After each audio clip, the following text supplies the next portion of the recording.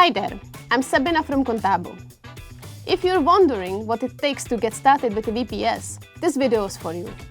I'll walk you through what you need, what you can do with a VPS, and how to choose the right setup. Let's dive in. To start using a VPS at Contabo, all you really need is a clear idea of what you want to use it for, a working email address, and a valid payment method. If you're planning a secure setup, you might also want to prepare an SSH key or get a domain name. It also helps to understand the basic components you'll be working with, like server CPU, server RAM, and server HDD options. And don't worry, basic tech skills are helpful but not mandatory. We've got plenty of guides to help you along the way. So what can you actually run on a VPS? Quite a lot actually. Many of our users host websites, launch game servers like Minecraft, or run file and media storage.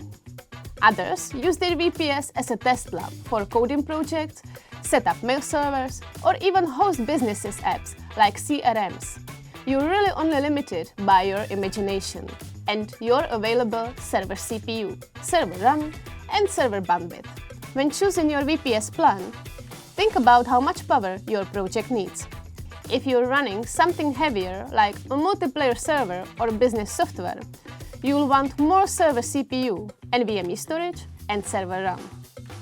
Depending on your storage needs, you may also consider whether you prefer fast NVMe or traditional server HDD.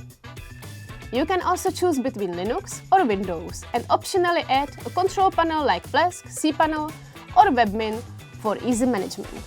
So here's a quick summary.